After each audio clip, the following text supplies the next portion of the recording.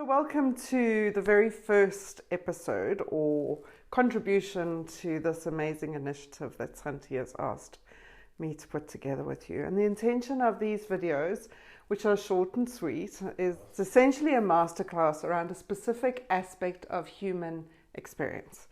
The truth is that whilst we are at work and in our lives, we have a very human experience going on for ourselves as well. And that often involves a lot of emotion, a lot of things that are going on in the background. And the intention of this is to give you a place to contemplate, think, reflect, and come to some awareness around how to navigate your day differently. And today we're going to start off with the very, very natural and normal thing that most human beings have to experience or do experience, and that is fear. I have never worked with a human being that does not talk to me about some level of fear. It is probably the thing that we most need to come into a sense of alignment with, is how do we work with our fear? Because we all know that fear, to some extent, if we believe it, if we give it too much energy, if we feed it, then it can actually be quite debilitating in many different ways. And so today we're going to be exploring this thing called fear and talking about what is the gift of it. How does it support us in our lives? Could fear be something that is beneficial to you? And if it is, how do we make it beneficial? So before we dive into the nature of fear and how it works and our responses to it, it's useful to start noticing the words that we can use to help us describe fear. So fear in itself is something many people are often scared of. It's just being scared of being scared is what we call paranoia. So being able to actually find different language that describes what I'm really feeling is important.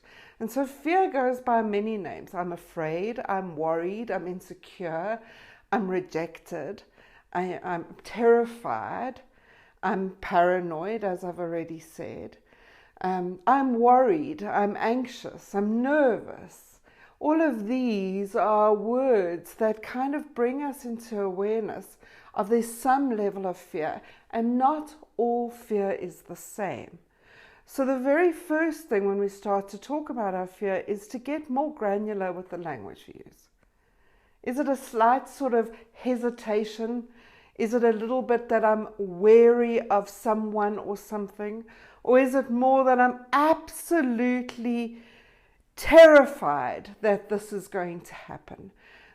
We deal with nervousness differently to dealing with terror. What is happening? The minute it's named, interestingly enough, it starts to almost get a little bit calmer just through that process. So start trying out as a starting point at listening to your language and starting to notice what are the words that you have around fear. Because sometimes we're even trying to dismiss our fear by saying, well, I'm just a little bit concerned, as opposed to saying, I'm scared. But the truth of it, every single person walking around you, next to you, and with you is scared of something. And actually, when we can connect around fear, we can connect with compassion and kindness to everybody around us. So if we start to then name it in that way, and now we start to explore the various aspects of fear, there's three important things that I want to introduce you to around fear as a starting point.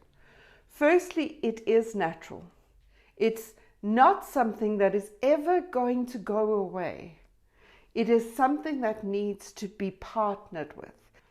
And when we start to look at fear in its naturalness, we can start to see that we have fears around different things. We have fear on a physical level, we have fear on an emotional level, fear on a mental level, and fear on a spiritual level. Physical fear is fears around money, health, where I live, am I safe? Is things going to be okay in my very physical world? And so what do we need to do to feel physically safe?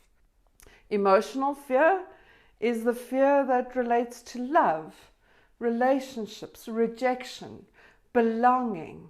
It really is the heart of vulnerability. Do I fit in or don't I fit in? Is someone laughing at me? You know, how do I navigate this world in the sense of community, or do I feel like I'm lonely? And loneliness is a real fear that hides behind many behaviors for people. On a mental level, we get fears about, am I stupid? What if I don't understand something? What if I'm not clever enough? You know, what if I'm the person that doesn't have the creative ideas? What if I don't understand?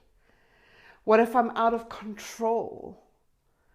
The fears of trying to understand everything, know everything, be in control of everything are huge fears that exist for many people. And it all culminates a lot in what we would clump together as fear of failure, fear of not performing in the way that I think I should or could, are the fears that happen on a mental level. And then we have a fear on a spiritual level. And by spiritual I mean a sense of beingness in the world. A fear of not being important enough, not being valued, not living my purpose, not being worthy, you know, not having a sense of presence and impact, a legacy. The spiritual fears of not knowing how things work on a bigger level, no matter which faith or religion you belong to. These fears are important for us to start noticing because they're different. They have a slightly different texture and quality to them. And so what I need to do with each of them would be different. So being able to start noticing for yourself which category of fear is one that comes up the most for you at the moment. The next thing that we can see, so that's point number one, fears are normal and they exist in these categories. Point number two is fears are instinctive. We're essentially animals, navigating our lives, looking for everything that's about to kill us.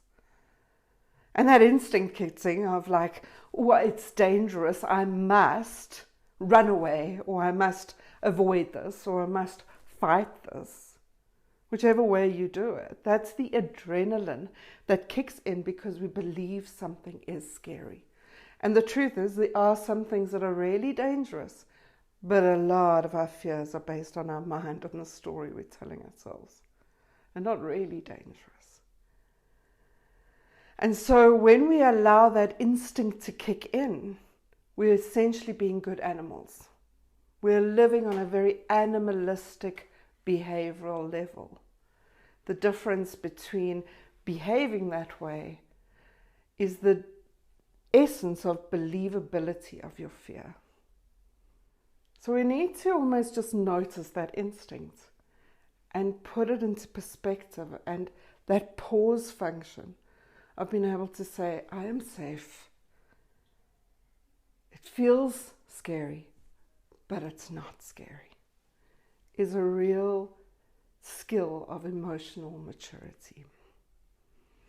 The third thing around fear that's worth bringing up at this point is that it's information for you.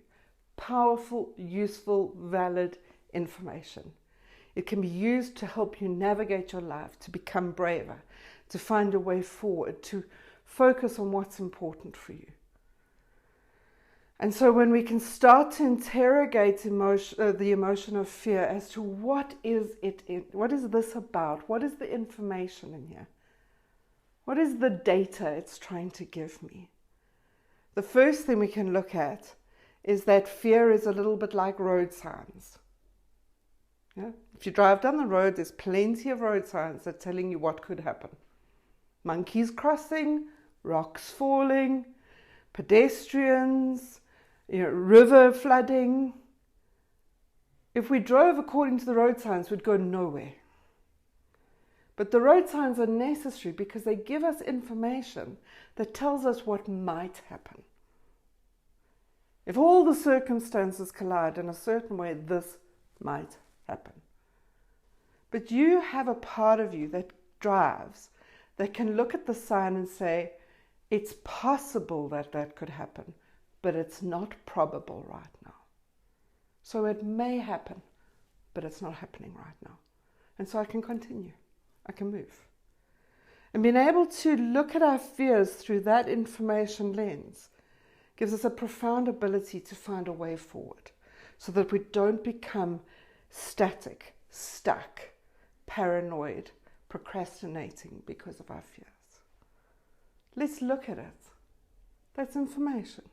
So if we start to look at these three things, if we can hold them as truths, that fear is natural, that there's an instinct for it, and that it's information, then we can start to sit back and say, okay, what do I do with my fear? And the first thing is please to acknowledge it, to name it, and to have a conversation with it. Just imagine it sitting in a chair outside of you, like any risk manager would be, and just have a chat. What's going on? You can do this through a journaling process. You can do this with a friend. You can do this just through processing it in your mind's eye. What is your story? What do you want to tell me? What do you want to offer me? Let me acknowledge you as being real. And then I can start to sift through it and say, okay, what is fact and what is fiction? What needs a plan and what needs a new story? So if I need a plan, let me start putting in place the plan. Let me start taking action.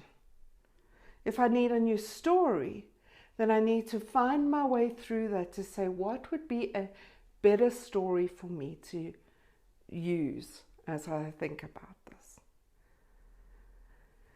And so that brings us to the culmination of the gift of fear. That fear in itself is this magical, magical thing that introduces you to your bravery. That fear is never going to disappear, but you are going to find the wisdom and the courage to take action that helps you move forward in a way that means you will be the unique being that you are, and you will do what you are here to do.